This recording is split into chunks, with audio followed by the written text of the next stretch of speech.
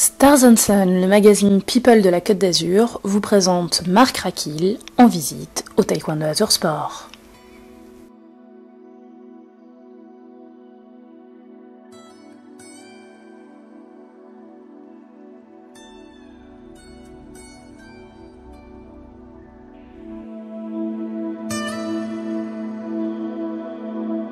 Marc Rakil, ancien athlète équipe de France, spécialité 400 mètres. J'ai été plusieurs fois champion de France, champion du monde avec le relais 4x400 en 2003 au Stade de France, vice-champion du monde au même endroit, au Stade de France, et plusieurs fois champion d'Europe.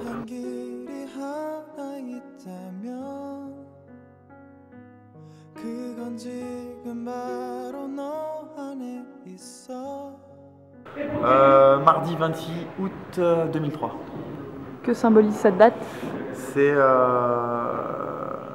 le jour où je deviens vice-champion du monde.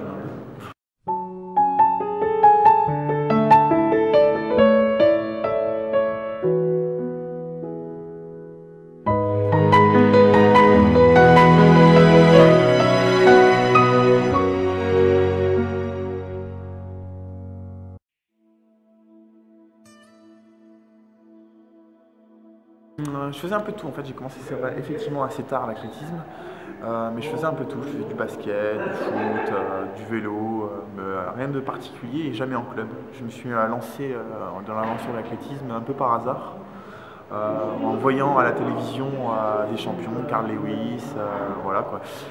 Stéphane Diagana aussi entre autres à Göteborg, et après ça je me suis inscrit dans le club de ma ville, c'était à Paris à l'époque, Maison Alfort précisément, et voilà. L'aventure a commencé là. Est-ce que tu aurais un conseil à donner aux athlètes qui voudraient suivre le même parcours?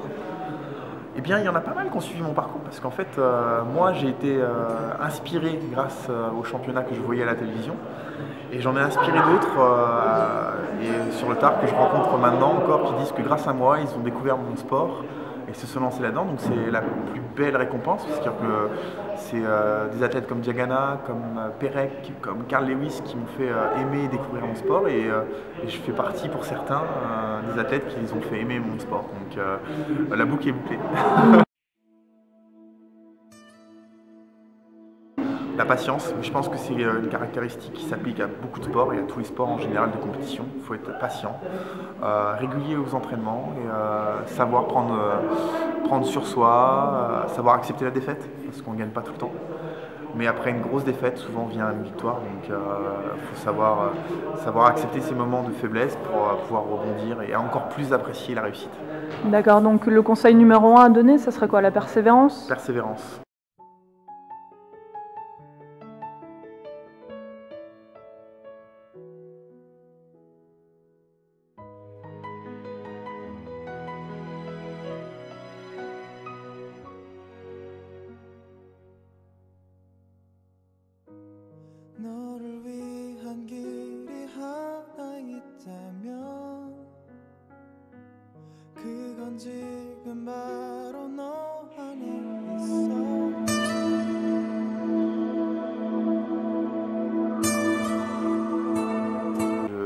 C'était une discipline que je regardais déjà du coin de l'œil parce qu'à l'INSEP, il y a le pôle taekwondo d'entraînement et j'ai été baigné par les entraînements, on va dire, de tous ces sports de combat, en passant par le judo avec Teddy Riner, Douillet, le taekwondo avec Pascal Gentil, le karaté, enfin j'ai des amis qui font du karaté, donc les sports d'arts martiaux m'ont toujours plu.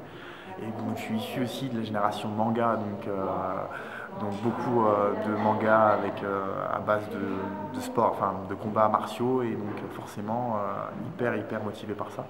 Et ce soir, ce que j'ai vu, c'est vraiment de près. J'ai pu faire le comparatif avec le karaté, effectivement, et je trouve beaucoup plus explosif, beaucoup plus de mouvement, et une espèce de chorégraphie super sympa à voir, difficile à réaliser, et j'imagine qu'il faut du temps pour y arriver.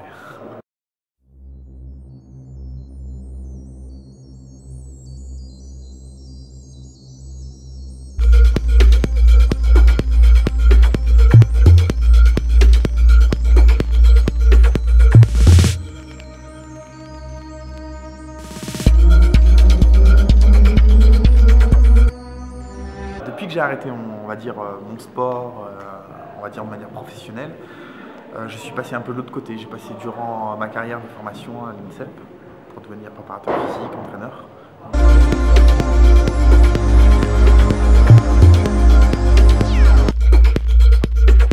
J'ai les diplômes d'État et arrivé ici à Nice, je me suis lancé à mon compte dans la prépa physique. Et donc je m'occupe de sportifs de haut niveau et de personnes, on va dire, monsieur et madame tout le monde.